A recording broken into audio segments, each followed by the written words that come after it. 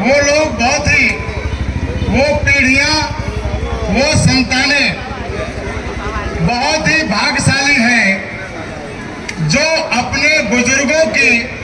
अपने पुरखों की विरासत को संभाल करके रखती हैं। आज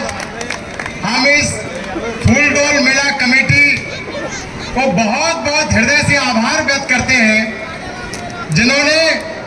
इस मेला को 200 वर्षों तक जीवंत रखा और आदरणीय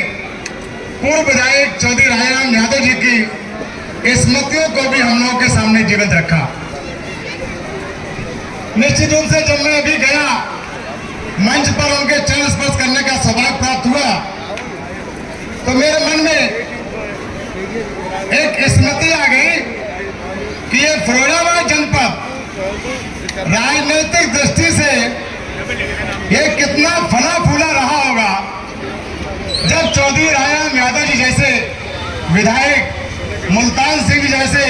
सांसद और अनगिनत सांसद और विधायक हमारे यहाँ हुआ करते होंगे। आज हमारी वही लहलाती हुई खेती की याद दिलाते हैं चौधरी राजाराम ने कि हम भी कभी अपने बहुत ही उपजाऊ जमीन में से, राजनीतिक जमीन में से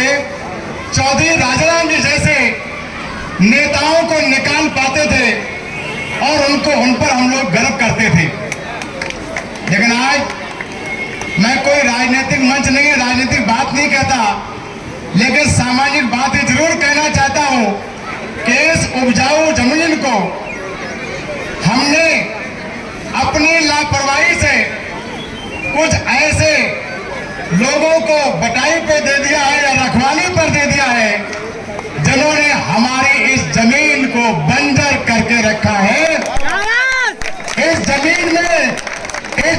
में होती होगी फसल तो कहीं और किसी खलिहान में रख जाती होगी, लेकिन हमारी इस जमीन में पैदा होने वाली फसल अब हमको अपने घरों तक लाने के लिए मोहताज बैठी। आज निश्चित रूप से हमें इस बात पर चिंतन करना है, हमें इस बात पर सोचना है कि आप हमें ऐसे हलवाओं और अपनी खेती के रखवालों से अपनी जमीन को वापस लेना है और अपने ही हमको फसल पैदा करके अपने खेतों में, अपने घरों में लाने का प्रयास करना है। मैं बहुत ज्यादा आपके बीच में अपनी बात न रखता हुआ मैं एक बात जरूर कहना चाहता हूं, संक्षेप में बात करूंगा लेकिन ध्यान आपका जरूर चाहूंगा कि मेरी बात पर ध्यान जरूर दीजिए कि लोगों ने बड़ी बेरहमी से हमारी इस उपजाऊ जमीन को कुचला है। लोगों ने बड़ी बेरहमी से हमारी इन फसलों को तहस नहस किया है। क्योंकि अभी कहा कि कवि है और प्रमोद जी ने कहा कवि है तो मैं कवि तो नहीं हूं,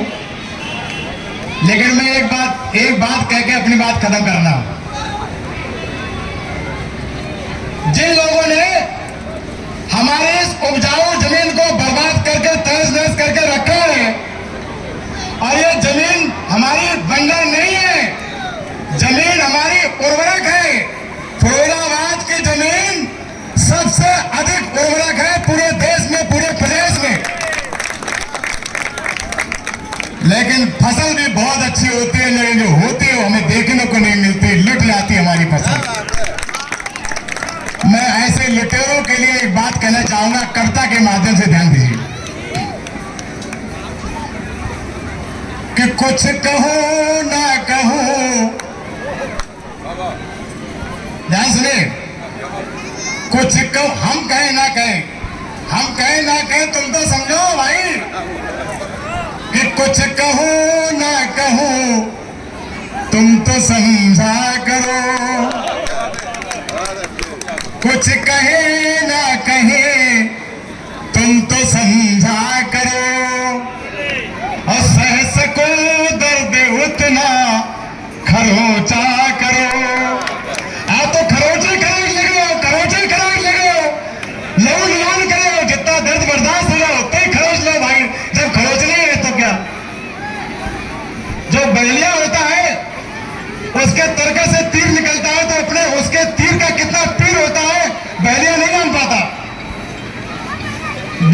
को क्या पता, व्याध को क्या पता तीर के पीर का, व्याध को क्या पता तीर के पीर का। आप तो मरने में नहीं देते तब भी पंख घोड़ा लग जाते हो। तो व्याध को क्या पता तीर के पीर का, दम निकल जाए तब पंख नोचा करो, कुछ कहो ना कहो, कुछ कहो ना कहो, तुम भी सोचा करो, कुछ कहो ना कहो। आप सब लोगों ने मुझे यहाँ पर बुलाया, मेरा आज का दिन बहुत सार्थक हुआ और जीवन का बहुत सा भाग मेरा सार्थक हुआ। मैं आप सबको बहुत बहुत अभिवादन करता हूँ, अभिनंदन बंदन करता हूँ। हो गई है पीर पर्वत सी पिघलनी चाहिए, हो गई है पीर पर्वत सी पिघलनी चाहिए और अब हिमालय से नई गंगा निकलनी चाहिए। इस निवेदन के साथ, प्रार्थना के साथ मैं आप सबका आभार व्यक्त करता हुआ, आप सबका अभिनंदन बंदन करता हुआ अपनी बात यहीं पर